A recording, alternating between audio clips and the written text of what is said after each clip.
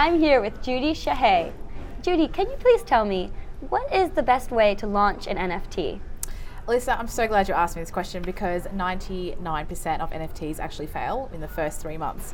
So you really need a launch strategy when it comes to your NFT project. So when you look at the different strategies, we start with, first of all, your key objectives. So what is it you want to achieve? Who's your target market? What's the core values of your project? And so once you've nailed that, you need to look at your brand story, for example. So everyone knows what they do, they know how they do it, but they don't know why they do it. So you really need to know why you're actually doing this project in the first place, right? And that's about building the community. So the best communities are actually on Discord, Twitter, Instagram, and Reddit. So you really need to know how to use those platforms. So if you're looking at Twitter, you want to be able to use something like Twitter Spaces or Twitter Threads. If you're on Discord, you want to be running AMA sessions, for example. Instagram, you want to really capitalize on stories and reels and videos and highlights and things like that.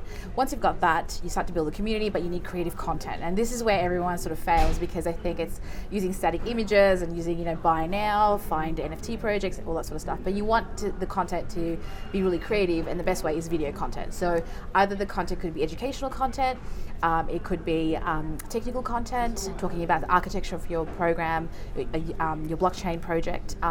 It could be entertaining content and behind the scenes content and so forth. So that's the type of content that you could share. And then you've got to distribute that content on different platforms. So apart from using social media, you can also be doing guest blogging, for example. You can be partnering up with journalists, doing newswire content, and you also can use a thing called Outbrain. And Outbrain is a platform where you can amplify your NFT project onto like news.com, for example. So that's another thing. But my favorite one is actually influencer marketing because there is still opportunities for you to find right influencers who can help grow your brand and actually bring some brand authority to the project. So I think that if you find the right influencers, it's quite helpful.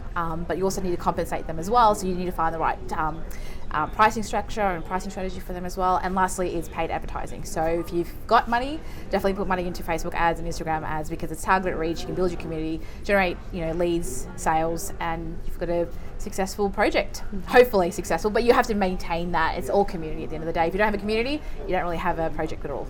So Judy, that's so interesting. And I'm just wondering, what do you think is your best example that you've worked with for launching an NFT using influencer marketing? Okay, so that's a really good one because we're actually been, we're a digital agency for the last sort of 8 years, but we've only been in the sort of the Web3 space in the last 6 months. So currently no projects that we're working on, we've used influencer marketing, so it's probably the worst question to ask.